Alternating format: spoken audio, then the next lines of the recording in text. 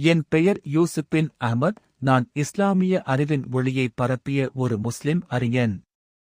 என் வாழ்வியல் ஒவ்வொரு கணமும் இறைவனின் பாதையில் அறிவை பரப்புவதிலேயே கழிந்தது. நான் 12ஆம் நூற்றாண்டில் சோமாலிலாந்தின் ஜெதி பகுதியில் பிறந்தேன்.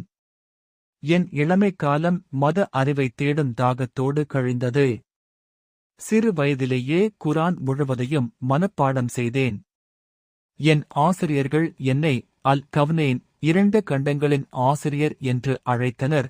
ஏனெனில் நான் ஆப்பிரிக்கா மற்றும் அரேபிய தீபகற்பம் இரண்டிலும் அறிவை பரப்பினேன்.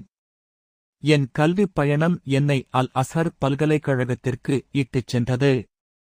அங்கு நான் இஸ்லாமிய சட்டம், தஃப்சீர், ஹதீஸ் மற்றும் அரபு மொழியியல் படித்தேன்.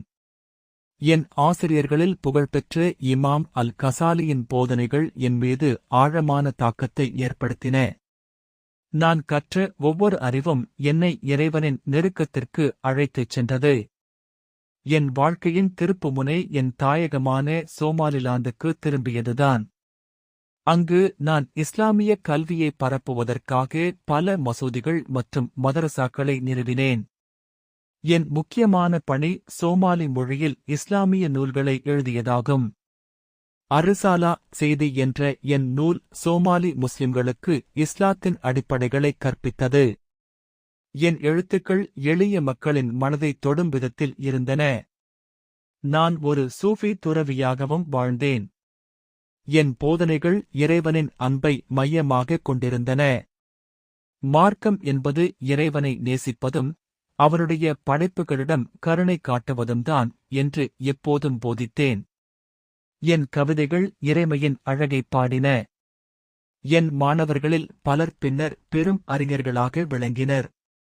என் இறுதி நாட்கள் தற்கால எத்தியோப்பியாவில் கழிந்தன.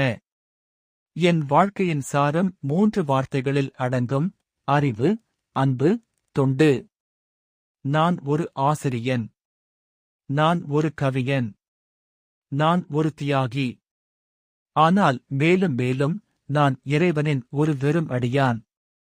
உண்மையான அறிஞன் என்பவன் தன் அறிவால் மக்களை இறைவனின் நேசத்திற்கு அழைத்துச் செல்பவன்.